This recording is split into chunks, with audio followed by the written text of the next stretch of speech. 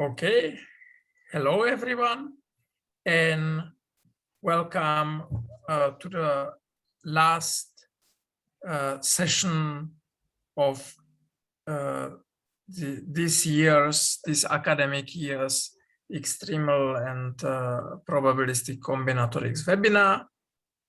Before we start, let me quickly repeat the usual rules we have here.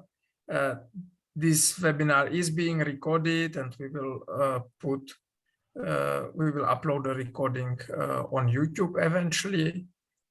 If you have any questions during the talk, please just unmute yourself and ask the question.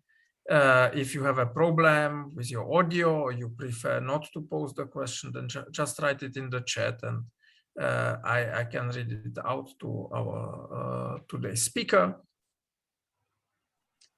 And now it's my pleasure to welcome David Correia from the ETH. And David will talk about Hamilton cycles or powers of Hamilton cycles in tournaments. So please. Thank you. Thank you for the hosting. So I'll talk a bit about some work that me, Benny Sudakov, and Nemanja Draganic have done on a problem which involves powers of Hamilton cycles in tournaments. So I'll sort of first give a brief background on the problem, and then I'll go over our proofs and our results, and then maybe pose a problem in the end.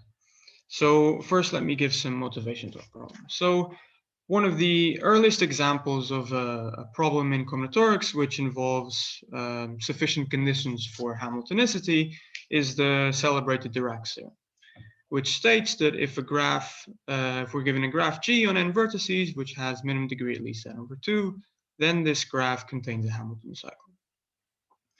This is now a well-known result, and it's very standard, and it's also relatively easy to see that it is tight by taking a G to be, say, a complete bipartite graph with parts slightly in balance. Note indeed that if this did have a Hamilton cycle, then since it's bipartite, each part would be equally represented in the Hamilton cycle, and so we make them slightly in balance so that this cannot be the case. So now, following this Dirac's theorem, there are a lot of problems which are actually motivated by it and can be viewed as somewhat of an extension of it. So there are a lot of problems, for example, that try to answer questions of the following form: that you want to find a certain minimum degree condition in a graph, which tells you that a graph has a certain spanning structure. And we will focus on one of these, which is when the spanning structure is what we call the power of a Hamilton cycle. So let me give a definition in case there are people who don't know what we mean by power of a cycle. So by the kth power of a path, this is just a graph on a vertex set V1 up to Vn. And now we take the sequence of vertices V1 up to Vn, and instead of just adding edges between two consecutive vertices as we would if we wanted a path, we now add edges between any two vertices which are distance at most k in this sequence. And then this gives us the kth power of a path, and then we can similarly define the kth power of a cycle, but now obviously this distance will be cyclic.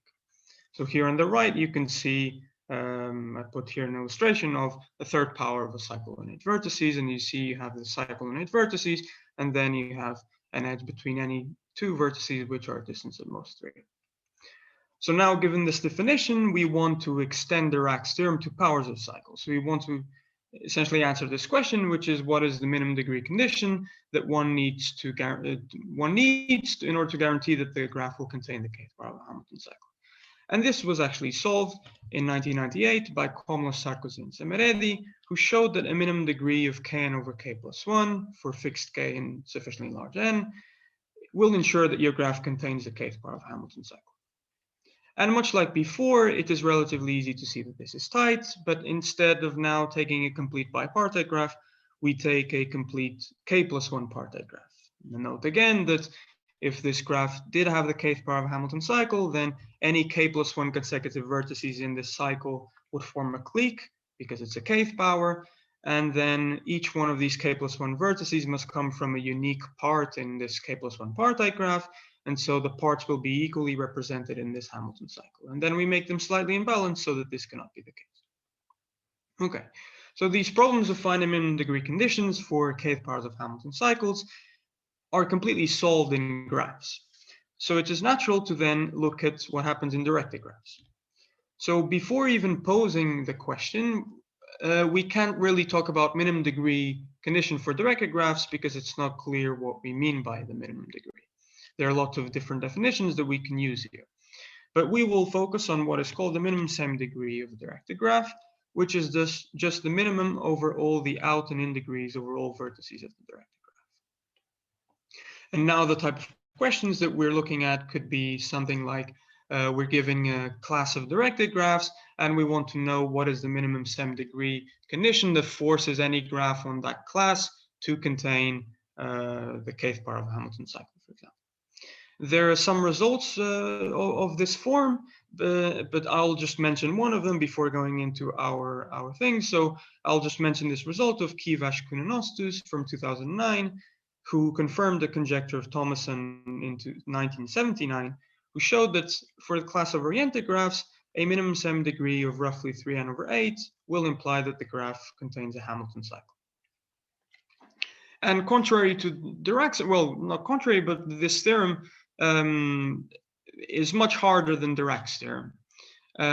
So here we already see the difficulty that occurs when we look at these oriented graphs and sort of directed graphs, contrary to the case of graphs.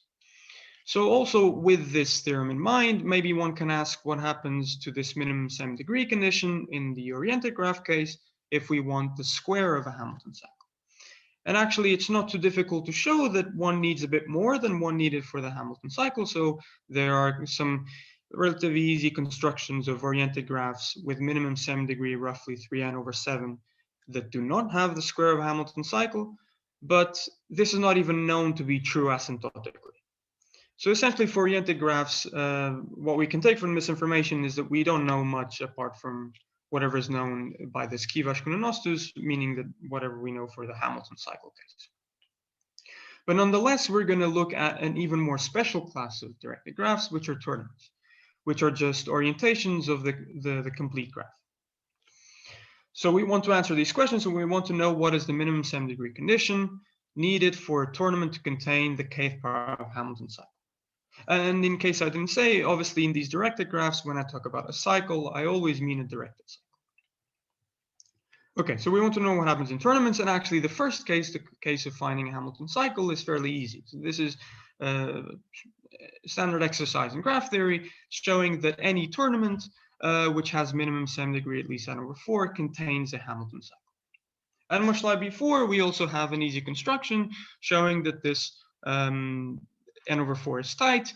And to do this, just consider tournament, which consists of two blobs, both of size n/2, assuming some divisibility conditions. And then we make the blobs, we orient the edges inside the blobs so that they form regular tournaments. And then the edges between the blobs, we orient them all in one direction. And note that this last step makes it so that we can't have a Hamilton cycle because we can't go back and forth. And then the fact that the blobs are regular tournament will give us our minimum semi-degree of n/4. So now given this, we want to know what happens if we want kth powers. And actually something very interesting happens here for tournaments that didn't occur for graphs or for oriented graphs. So recall that actually in graphs and oriented graphs, the degree conditions grew linearly in n when I asked for a bigger power. And what I mean by this is, for example, in graphs, Dirac told us that a minimum degree of n/2 was enough to find a Hamilton cycle. But if I want a square of a Hamilton cycle, I need 2/3 n. And if I want the cube of a Hamilton cycle, I need 3/4 n, and so on. And this grows. And in the oriented graph case, we also had something similar where a minimum semi-degree of roughly 3n/8 was enough to find a Hamilton cycle. But if one wanted the square of a Hamilton cycle, then we needed something like a 3n/7. And actually, it follows from a remarkable result of Bollobás and Häggkvist that for tournaments, this is not the case. So essentially, they showed in 1990 that n/4 is asymptotically correct for any kth power. So precisely for each fixed gamma and k, there is sufficiently large n, such that any tournament with minimum semi-degree at least n/4 plus gamma n will imply that this minimum semi-degree will imply that the tournament contains the kth power of Hamilton cycle. So now this theorem is our essentially our motivation, and the natural question that comes from this theorem is the following: what is the correct behavior of the error term that comes from this theorem? So precisely, let me define precisely what I mean by this with this question. So for each fixed k, we can define this error term function epsilon k, which gives us the minimal integers such that any tournament with minimum semi-degree at least n/4 plus epsilon k of n contains the kth power of a Hamilton cycle. And now what we're interested in is, for each fixed k, how does this function epsilon k of n behave as n tends to infinity? For example, we already know that for k equals 1, the Dirac theorem for tournaments, as I stated before, tells us that epsilon 1 of n is 0. So n/4 will be enough to find a Hamilton cycle. But what occurs if we want, say, k equals 2? Is it true that also n/4 plus a constant will be enough to find the square of a Hamilton cycle or not? And if that is the case, then when will it not be enough that n/4 plus a constant will be guarantees us the kth power of a Hamilton cycle? So these are the type of questions that we're interested in. And obviously, as a remark, the Bollobás-Häggkvist result shows that for each fixed k, this error term function is little o of n. But the bound that actually comes from their proof is extremely large. Even for k equals 2, this error term function is very close to linear. So we're very interested here in the precise behavior of this error term. Okay, so now that I've defined the question precisely, let me first go into some lower bounds for this function. So we want to construct a tournament which has high minimum semi-degree and does not contain the kth power of a Hamilton cycle. So how it will look like is we have two blobs A and B of size n-1/2, assuming some divisibility conditions on n. And then we put a vertex outside V such that A is its in neighborhood and B is its out neighborhood. And already from this, we can say something about the tournament if it did have the kth power of a Hamilton cycle. So assume it does have the kth power of a Hamilton cycle and consider the moment this cycle passes through V. Because of this Hamilton cycle must be a kth power of Hamilton cycle, it must be that the k vertices before V in the cycle must all be contained in A, and the k vertices after V in the cycle must all be contained in B. And even more, say we consider the R, where R is the ceiling of k-1/2. So we consider the R vertices that come straight before V in the cycle and the R vertices that come straight after V in the cycle. Then since any k+1 consecutive vertices in the cycle forms a transitive tournament in the direction of the cycle, it must be the case that each one of these R vertices are all oriented towards each one of these R vertices inside B.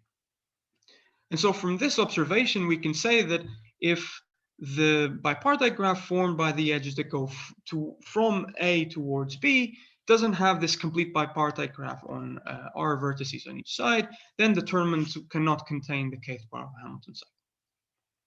And essentially, this is the basis of our construction. We take this bipartite graph formed by the edges that go from A to B to be an almost extremal graph on this, but just the fact that we want some minimum degree also in this extremal graph, and then we make the blobs A and B both regular tournaments, which will give us the n/4 component in the semi-degree.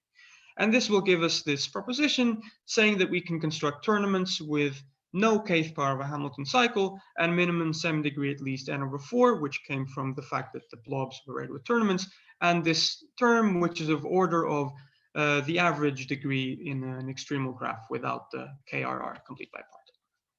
So now that we have this, let me just make some few comments on this extremal function in case some people don't know. So this extremal function has been studied for a long time, and it denotes the maximal number of edges in a graph on n vertices, which does not have this complete bipartite graph. And the quite celebrated result of Correia-Turán states that this extremal function behaves at most as a term of order n to the 2 minus 1 over r. And it is also conjectured that this is actually tight. And indeed, it is known to be tight for small complete bipartite graphs and when the complete bipartite graph is very imbalanced, when one of the parts is very large compared to the other. And so essentially all I want you to take from this information that I just gave about the Correia-Turán conjecture is that provided the Correia-Turán conjecture is true, this lower bound construction shows that this error term should be at least of order n to the 1 minus 1 over the ceiling of k minus 1 over 2. Recall that r was the ceiling of k minus 1 over 2. And in the future, I will probably mention this lower bound and forget to say that it is implicit on Correia-Turán conjecture, but this is, keep in mind that this is the case. Okay, so now that we have a lower bound that seems plausible, let's try to get a good upper bound, and this is our main result. So what we're able to show is that whenever the tournament has this error term of at least n to the 1 minus 1 over the ceiling of k over 2, then it will contain the kth power of a Hamilton cycle. And note already that this matches our lower bound for all values of k which are even. Recall that provided the Correia-Turán conjecture were true, the lower bound for even k was precisely this, because for even k, this k minus 1 over 2 and k over 2 will have the same ceiling. Also, something interesting that comes from this result is in the case k equals 2, where we obviously don't need the Correia-Turán conjecture. And in the case k equals 2, this gives us that a minimum semi-degree of n over 4 plus a constant will already be enough to guarantee that the tournament contains the square of a Hamilton cycle. Okay, so now I'll briefly go over the ideas that we use in the proof of this result. And then if I have time, I will give a few words on what we do when k is odd, when this upper bound and the lower bound I gave before don't match. Okay, so the first idea for this theorem is to consider two different types of tournaments. And this is slightly motivated by our lower bound construction. So we'll have one type of tournaments, which we call cut-dense tournaments, and then we'll have those with a sparse cut. So let me define what a cut-dense tournament is. So we'll say that a tournament T is delta cut dense if every balanced cut, meaning a partition of the vertex set such that both parts are size as equal as possible, for every balanced cut xy of the vertex set is such that the density of the graph formed by the edges that go from x to y is at least delta. So essentially what this is telling me is that the tournament is delta cut dense if any balanced cut you give me, I have density at least delta in both directions. And note already that one can see that the lower bound construction that I gave before, where we had these two big blobs, and in one of the directions in the bipartite graph formed by these blobs, we didn't want a certain complete bipartite graph. This implied that this direction was very sparse. So indeed, this tournament coming from the lower bound construction was very much not cut dense. And indeed, what we're going to show is that whenever we have a delta cut dense tournament, this will be relatively easy to see that it will have the kth power of Hamilton cycle. Indeed, we'll only need the fact that the minimum semi-degree is at least n over 4. So from now on, let's assume that T is a delta cut dense tournament where delta is little o of 1, and it can go as small as n to the minus some constant over k. And we will only need to assume again that the minimum semi-degree is at least n over 4. So what we do here, so the first step is we take our tournament and we're going to partition it into chains, and as you see in the picture here. And what these chains are, well, chains are just going to be kth powers of paths, which have two important properties. One of them is the fact that they're robust. And what I mean by that they're robust is that one can take a chain and then take out from the chain a set of vertices which is in some sense sparse in the chain, meaning that they're not all contained in a subinterval of the chain. And then once you take out that set of vertices from the chain, you can still be ensured that whatever is left is the kth power of a path. And usually how we achieve this is by taking a bigger power. Say I take my chain and I essentially define my chain to be, instead of a kth power, I define it to be a 10 kth power. Then I can really be ensured that I can sort of, any set of vertices I choose from the chain, which is in some sense sparse in the chain, I can take it out and still be left with the kth power of a path because I started with a much bigger power. So this is one of the properties that we'll want for our chains. And then we want another property for each of the chains, which is the fact that they're good for expansion, essentially. So precisely, we want the fact that the first k vertices of each chain have large common in neighborhoods, and the last k vertices of each chain have large common out neighborhoods. David, why can you assume that your tournament are cut dense? So this is the one case. So in the first case, we'll assume that the tournament is delta cut dense. And then the second case, we'll see what happens. What do we do if the tournament is not cut dense? Okay, and this is the case when they It's are cut dense, yeah. Yes. So these chains, we want the chains to have these two important properties. And just to mention, as a tool to do this partitioning into chains, we use a result that us three, together with 7 other co-authors, have that essentially tells us that every tournament contains a large kth power, precisely a kth power which is linear in length. And so the idea is essentially to sort of apply this iteratively and then find a smart way of dealing with the small number of vertices left and how to put them into chains. But essentially, we just apply this iteratively. Okay. So now that we have the partitioning into chains, the second step will be linking these chains in order to produce the kth power of a Hamilton cycle.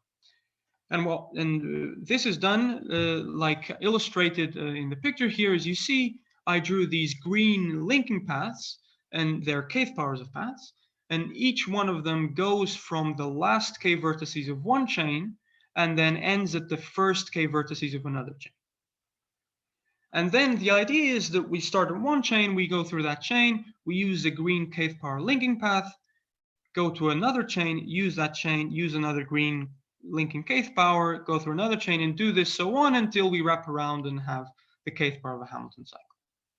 Now, in this process that I just mentioned, there is one technical issue that I didn't go over, which I'll just mention now, which is why we needed the fact that these chains were robust. And the reason why we need them is, recall that we partitioned the vertex set, all the vertex set of the tournament into chains. So these green kth power linking paths that we're going to end up constructing, they're going to end up using vertices from inside the chains. As you see, for example, this linking path here uses some vertices inside the chains. And this is where we use the robustness property, because we'll want the fact that whenever I look at a chain and I take out the set of vertices which are maybe used in some green linking paths, I can still be ensured that after I take out those vertices, I'm still left with the kth power of a path. And then I can really do the process that I was saying, but now obviously instead of me going through the whole chain, I start at the beginning of the chain. Now I go through everything in the chain which isn't used in a green linking path, go to the end, use a green linking path, use everything in this chain which isn't used in a green linking path, then so on until I wrap around and I will indeed get the kth power of a Hamilton cycle. But I haven't even mentioned anything about the tournament being cut dense. And the only crucial part where we actually need this is in building these green linking paths. So let me also mention briefly how we do this. So say we have two chains C and C prime as here in the picture.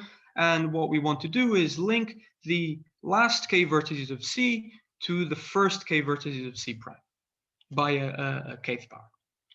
And how we're going to do this is as follows. So we're going to construct these sets X and Y, and they'll have a specific construction, but I don't want to go into technical details. So let's just think of X and Y as I say here, vertices which are easily reachable. And what I mean by this is a vertex in X will be a vertex such that there are a lot of kth powers which start at the last k vertices of C and end in that vertex.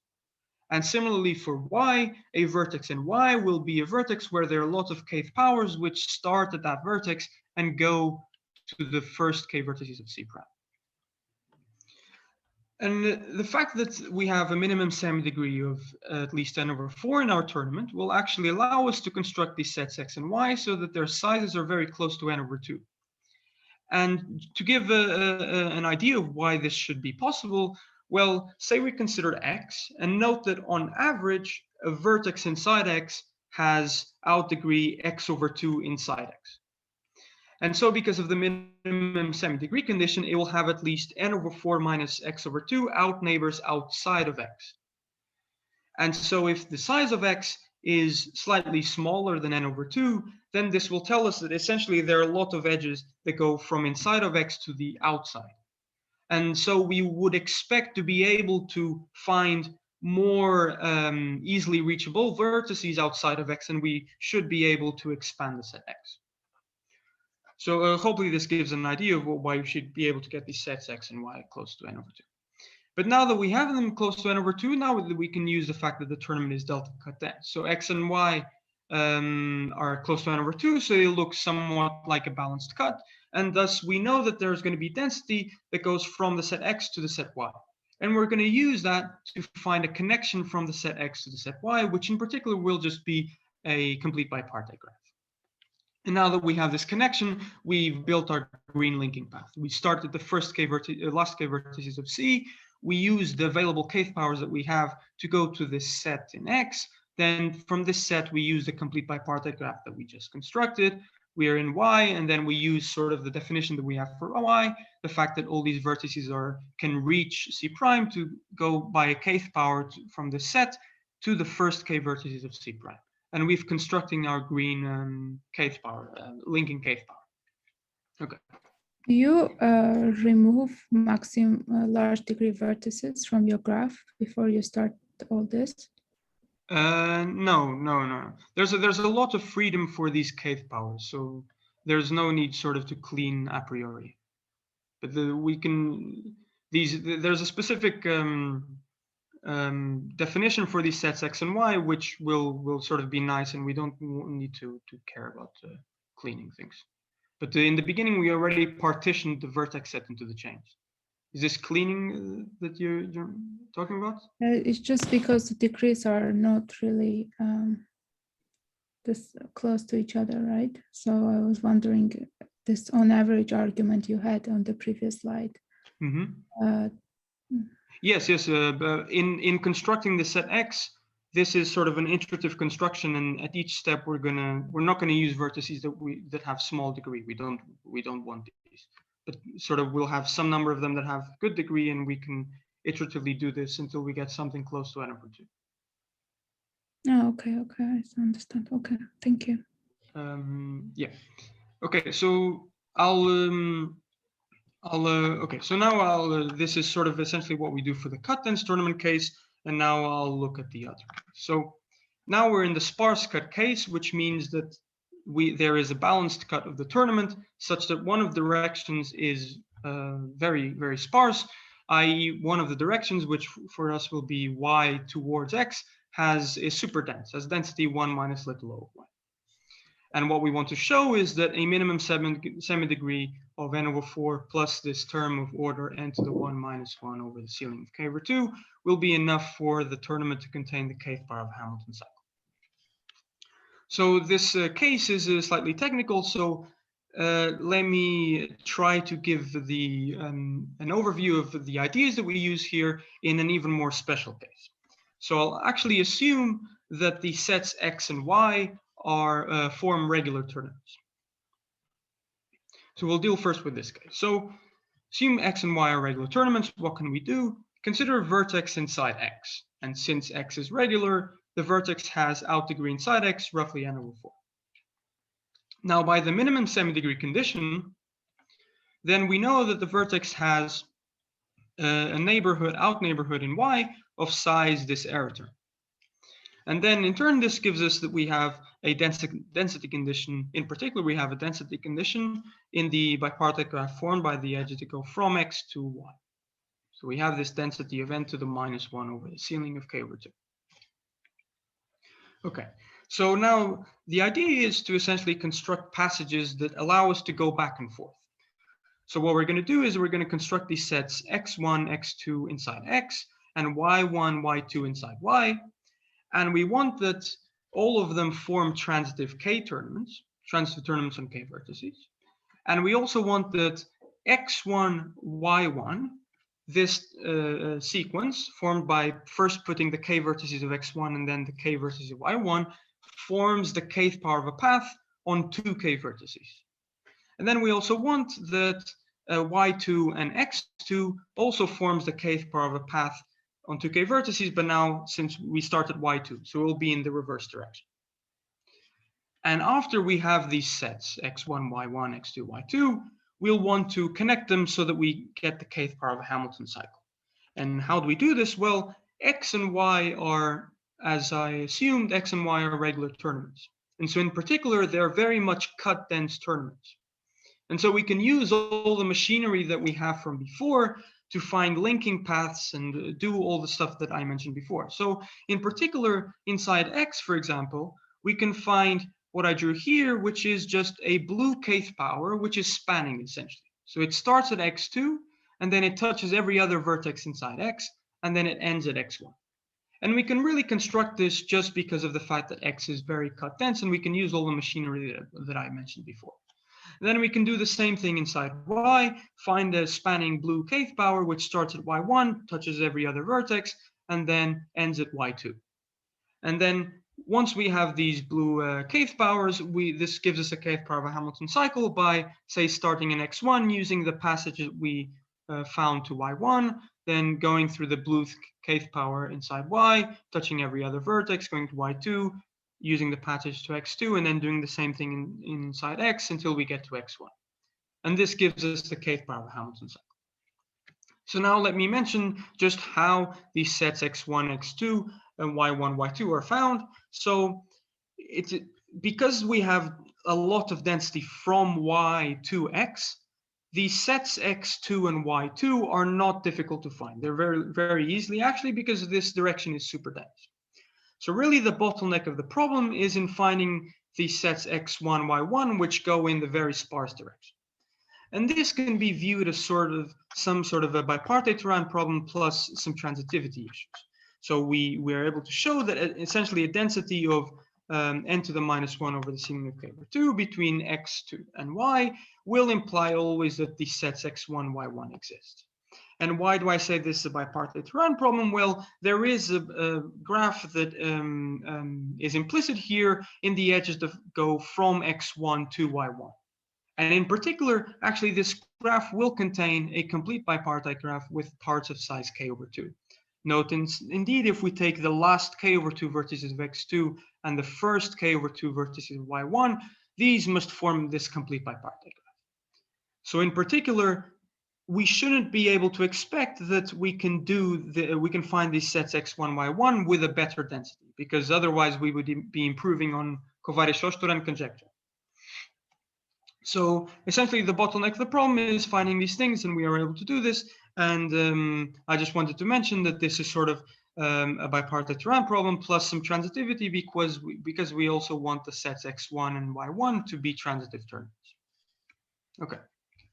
So this is essentially what is done in this toy case. So now let me just give some ideas of what we do in the general case, which very much builds on this. So in the general case, we cannot say that x and y form regular tournaments. But we can what we want to do is essentially clean these sets x and y so they are almost regular at least. So note already that since this direction that goes from y to x is super dense, then we know that most vertices inside x have out neighborhood in y of size little o of n. So a very small out neighborhood in y. And then because of the minimum semi-degree condition, most vertices inside x have an out neighborhood inside x of size at least x over 2 minus little o of n. And then since this occurs for most vertices, you can also say that most vertices inside x also have in neighborhood at least x over 2 minus little o of n. And now with this, you sort of want to use the fact that this happens for most vertices inside X to clean your set X. And you're going to do the same thing in Y. So what you're going to end up doing is taking subsets X prime and Y prime. And now you're going to say that the tournaments formed by X prime and Y prime are almost regular, in the sense that inside X prime, for example, the out and in degrees of every vertex are X prime over 2 plus or minus this little O of n. And at the same time you clean these sets X and pass to these new sets X prime and Y prime, you're going to put outside a set of vertices R, which will be little O of n in size. So essentially we're slightly in a similar position to before, but now we have to deal with this set R essentially. And all that we're going to want to do is we're going to essentially want to absorb the vertices of the set R into X prime and Y prime. And then, much like before, use the fact that X prime and Y prime are almost regular, so they're cut dense, and then we can sort of link things to get the kth power of a Hamilton cycle. And a bit more precisely, we're going to cover R with what we call bridges. And these are just, as you see in the picture, these are just kth powers of paths, which either have their first k vertices completely contained in X prime or completely contained in Y prime, and their last k vertices also completely contained in X prime or completely contained in Y prime. So you see these first two bridges go from X prime to Y prime, and these last two bridges go from Y prime to X prime. And one important thing about the construction of these bridges, which will use every vertex in R, is that we will want the same number of bridges going in one direction as those going in the other direction. And why we want this is so that we can actually go back and forth the same number of times, and then we can actually get a Hamilton cycle. So as you see, these now blue linking paths like that are, now we have slightly more than before, but this is essentially the picture that we want to get the kth power of a Hamilton cycle. So recall that X prime and Y prime are almost regular, so these blue kth powers won't be a problem to find. And the structure of them that we want is, say I look at this first bridge, I start at the beginning, I go until the end, then I just want a small blue linking kth power inside Y prime, which goes to the first bridge in the other direction. And then I go through that other bridge, go to X prime, use another small blue linking kth power inside X prime, go to the final bridge in the other direction, go to Y prime. And now that I'm in the final bridge that goes from X prime to Y prime, I want this blue kth power to be almost spanning, to use every other vertex that I haven't used before. And this is what we do here. And we take this blue kth power, touches every other vertex, and goes to the final bridge, and then uses this bridge to go to X prime. And then we do the same thing inside X prime, and we're back at the start. And this gives us our kth power of a Hamilton cycle in this general case. Okay, so now let me just give a summary of what I talked about now, and then I'll, I think I have time, so I'll give some ideas of what we actually do for when k equals odd. So essentially our upper bound matches, as I mentioned before, matches our lower bound, provided the Correia-Turán conjecture was true, matched our lower bound for all even k, to show that this error term was of order n to the 1 minus 2 over k. But note already that even if the Correia-Turán conjecture is true, meaning that the lower bound would be n to the 1 minus 2 over k minus 1 for odd k, our upper bound for odd k gives n to the 1 minus 2 over k plus 1. So there's still a gap here for odd k. And we believe actually that for these values of odd k, the lower bound that I presented should be able to be improved.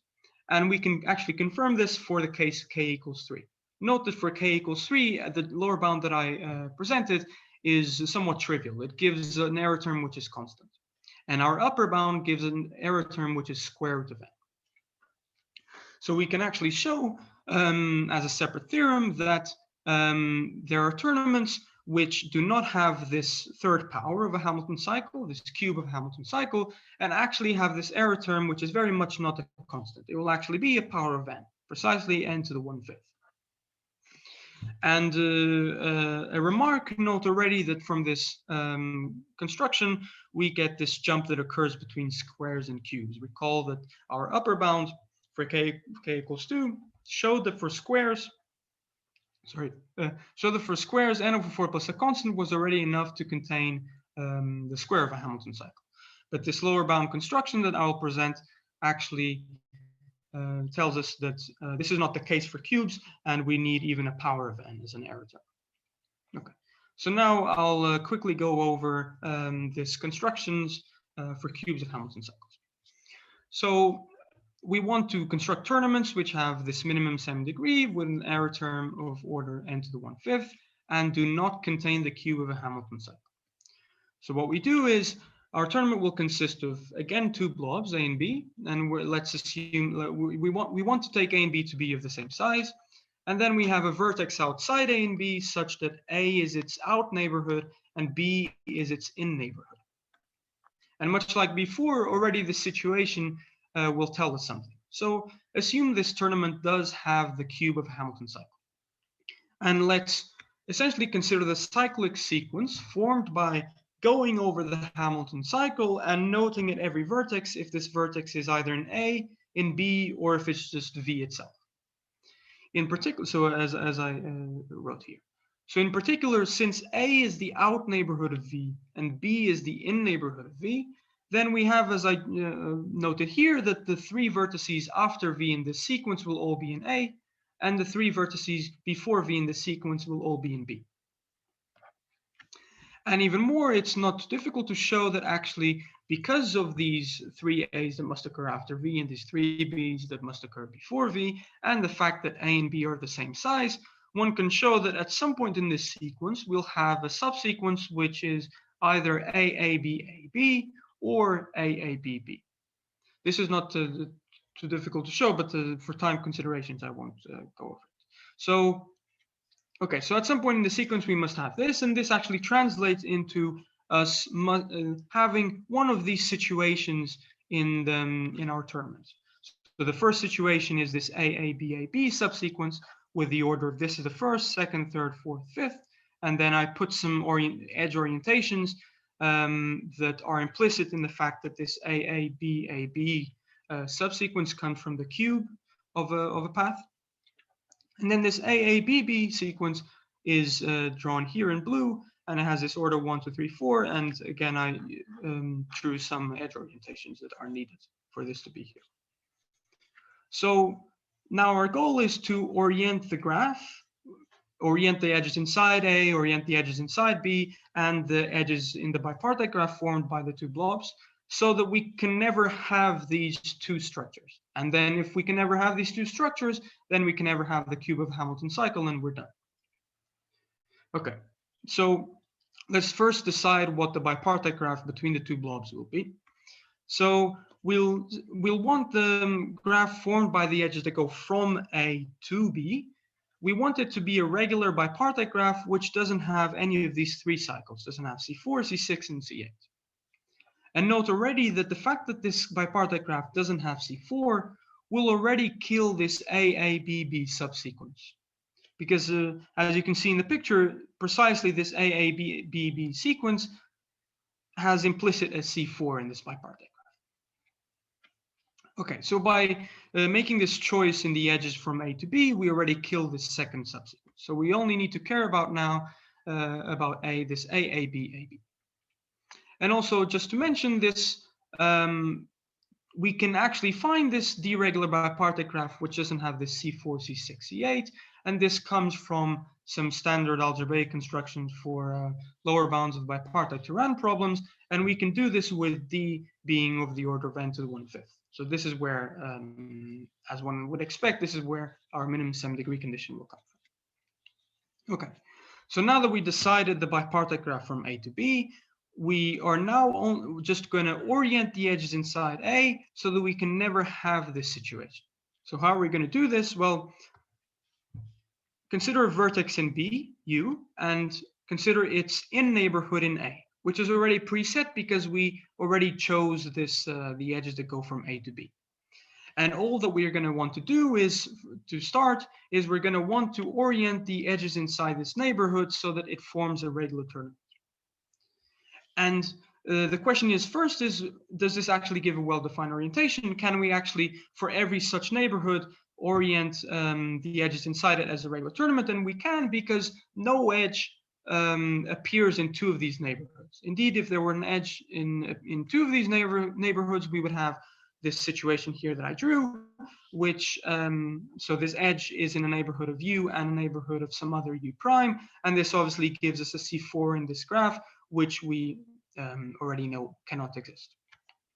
So we can have this well-defined orientation of these edges. So again, what we do is for each vertex inside B, we orient its in neighborhood in A so that it's a regular tournament. This is our first orientation, and we'll actually, let's say that the edges that we just oriented, meaning the edges that are inside some of these neighborhoods, are type 1 edges. Okay. So now that we oriented these type 1 edges, we're going to look at the second situation, which is the one that I drew there. So what this is just a directed path of two type 1 edges.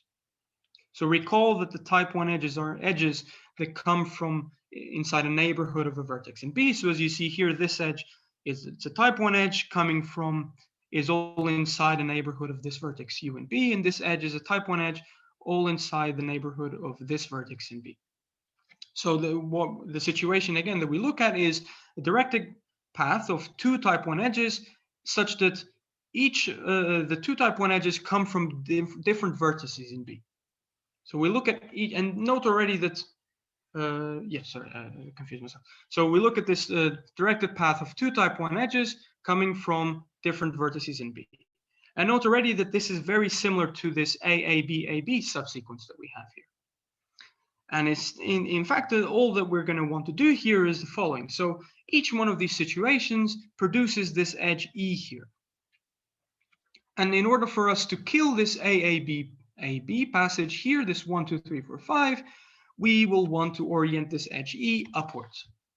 And if we can do this, in a well-defined manner, if we can always in this situation get this edge E and orient it upwards, then we've killed this AAB passage. So now all that's left is to actually show that this actually is a well-defined orientation. So for starters, note that this edge E hasn't been oriented yet, meaning it wasn't a type 1 edge that we oriented before. And why? Well, if it is a type 1 edge, then we would have a triangle in type 1 edges inside A.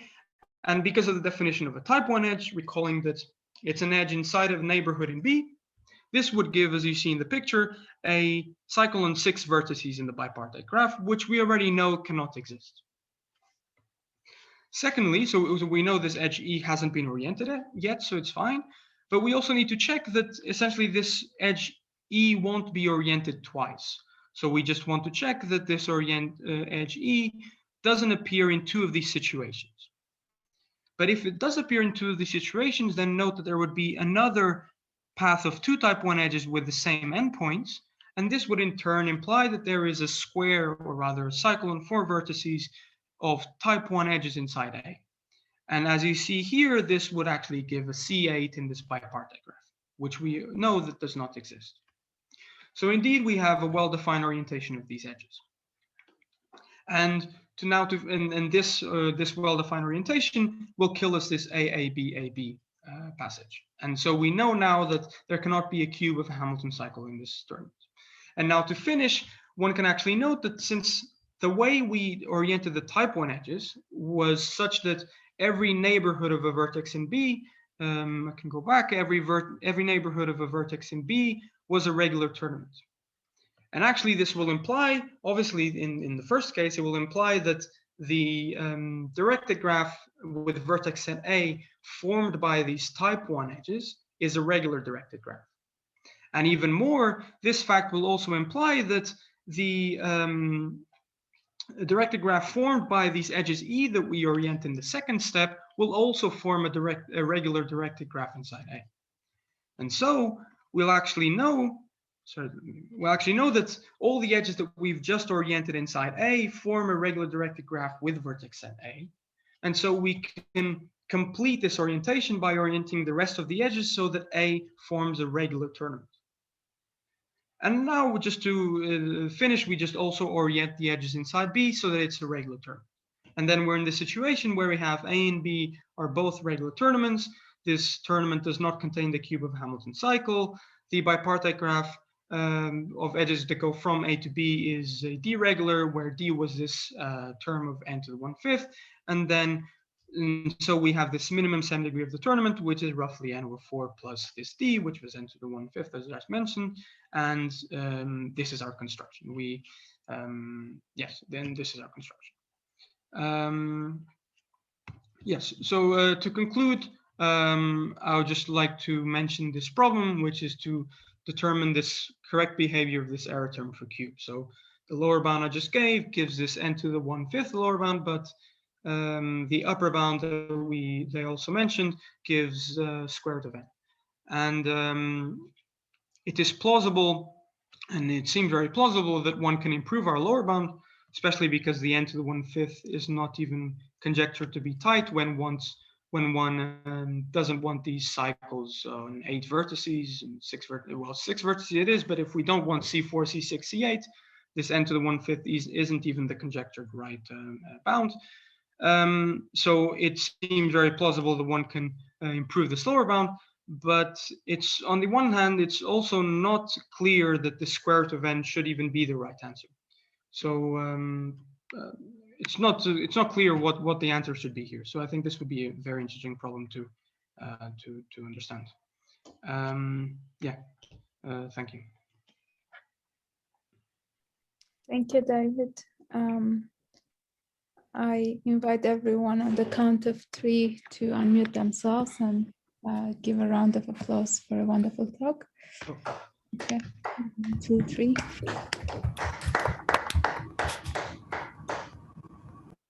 Okay, and questions?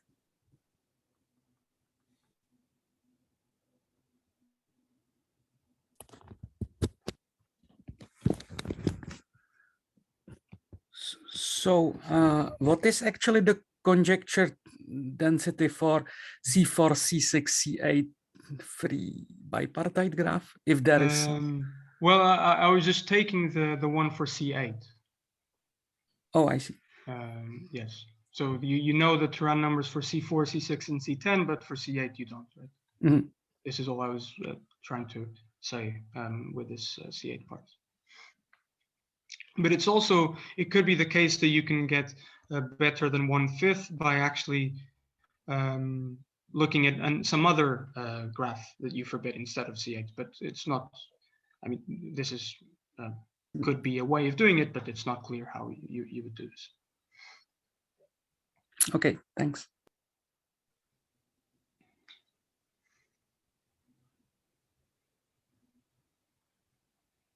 What about our other odd? So in my mind, well, if one wants to go maybe in the same direction for other odd values of k, where you want to forbid some type of graph, it's not clear what graph you would want to forbid. And then you also get into this trouble where you want a graph that you kind of know more or less what the Turán number is. And then it's sort of, there's a lot of graphs which could be good here that you don't know the Turán number of. And I think these type of things for bigger values, odd values of k would get quite messy if you're looking for a specific graph that you want to forbid. It's not clear which one you would even want to. Because you'll have lots of, I said that if you do have the cube of Hamilton cycle, you have these two situations, these two subsequences, AABB and AABAB. But if you have bigger odd values of k, then this, I think the number of subsequences here goes a lot bigger. So it's not clear what type of situations you would be wanting to look at. So in the odd case, you actually, so sorry, for this case that you described. So the cubes of. Yeah, but I was just wondering, so you consider C6, C4, and C8, right? Yes, yes. And it doesn't make sense to look at larger cycles because we just don't know their Turán. Well, you would get a worse Oh yeah, you also bound. Yeah. worse, I see. But it could be, for example, that already forbidding C4 and C6 is enough. Mhm. But this could be a way of going around it.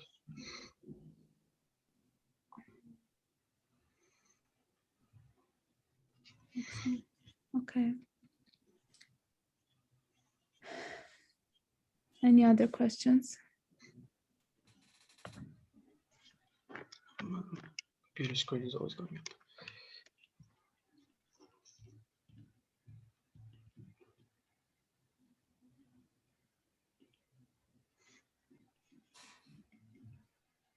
So where was the square root 10 coming from?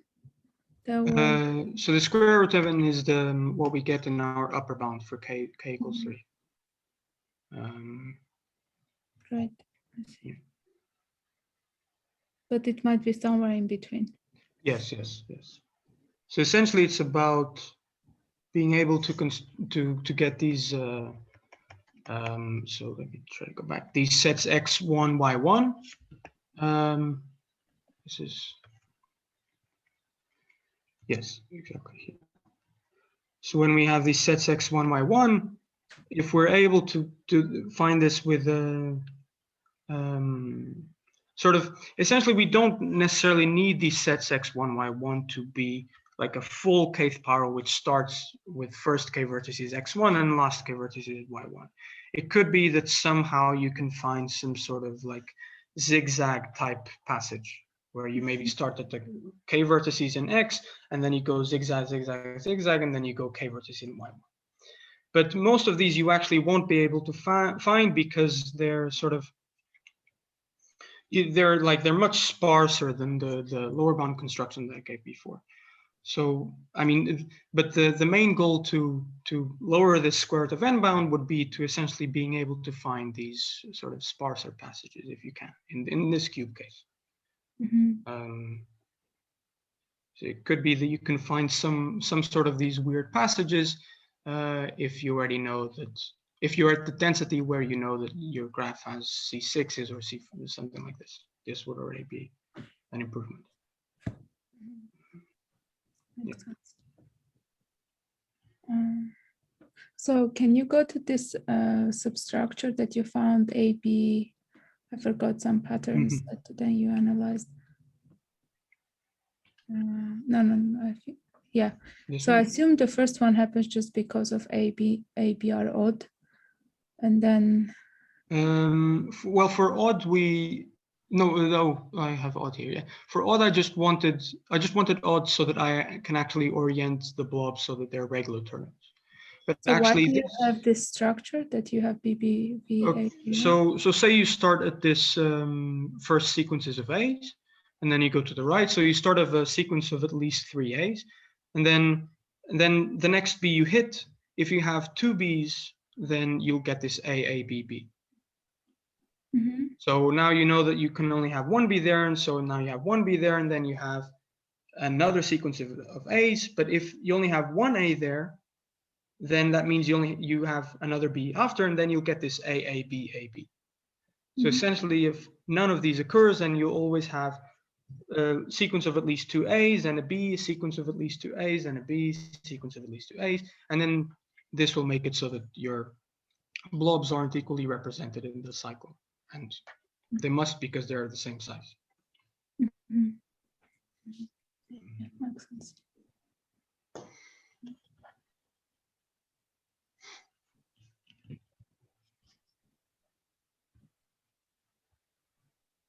Okay, any more questions?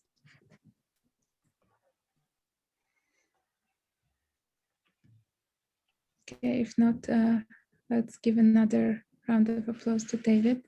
Thanks a lot for being the last speaker of our seminar, at least until we resume in 2 months. Yeah, so anyone who is interested will resume in September.